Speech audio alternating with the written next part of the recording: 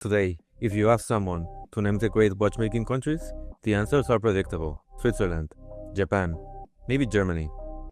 But there was a time when the most advanced watches in the world were not Swiss. They were American. In the late 19th and early 20th centuries, the United States was the global leader in watch manufacturing. American factories produced millions of watches with industrial precision, helping railroads run safely and powering the expansion of a continent. Brands like Waltham Watch Company, LG National Watch Company, and Hamilton Watch Company dominated the industry. But today, the American watch industry is almost gone. Most historic brands disappeared. Others sold their names to foreign companies. And modern attempts to revive American watchmaking rarely succeed. So what happened? How did the country that industrialized watchmaking lose the industry they invented? The story begins in the mid-1800s. Before that, watches were handmade luxury objects, produced mostly in Europe. Then, American engineers introduced something revolutionary: industrial watchmaking. Factories like Waltham Watch Company pioneered the use of interchangeable parts and assembly line production. Instead of building watches one at a time, they produced them using machines and standardized components. This changed everything. Suddenly, watches could be produced faster, cheaper, and more consistently than ever before. By the late 1800s, the United States has become one of the largest watch producers in the world. Factories employed thousands of workers. Precision manufacturing techniques developed for watches later influenced other industries, from automobiles to machinery. America had turned watchmaking into modern industry.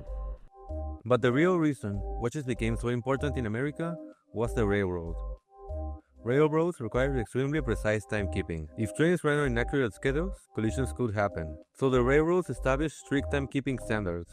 Railroad watches had to be accurate, within about 30 seconds per week, adjusted to multiple positions and temperatures. Companies like Hamilton Watch Company became famous for producing railroad-grade watches. These watches were engineering tools. Conductors, engineers, and signal operators relied on them to keep entire rail systems synchronized. At the height of this era, American watchmaking was producing millions of watches per year. Factories in places like Massachusetts, Illinois, and Pennsylvania became the Silicon Valley of precision manufacturing. By the early 20th century, American watchmaking was at its peak. The LG National Watch Company factory in Illinois became the largest watch factory in the world. Companies like Waltham and LG produced millions of watches. Pocket watches were everywhere. A watch was both a tool and a symbol of modern life. But the seeds of decline were already there. Ironically, the first major threat came from Switzerland. American mass production had actually scared the Swiss industry. At the 1876 Philadelphia Centennial Exhibition, Swiss watchmakers saw American assembly line techniques and realized they needed to modernize. So the Swiss adapted. They improved manufacturing methods. They built export networks. And slowly, they began competing again. By the early 20th century, Swiss watches were flowing into the United States. Then came another change: the wristwatch. American companies had spent decades perfecting pocket watches, but the world was shifting. During World War I, soldiers began wearing wristwatches because they were easier to read during combat. After the war, the public followed. Swiss manufacturers adapted quickly. Many American factories did not. Their machinery was designed for pocket watches. Retooling factories was expensive, and many companies simply couldn't keep up. The Great Depression made things worse. Watches were expensive products. When the economy collapsed, people stopped buying them. Production dropped dramatically across the industry.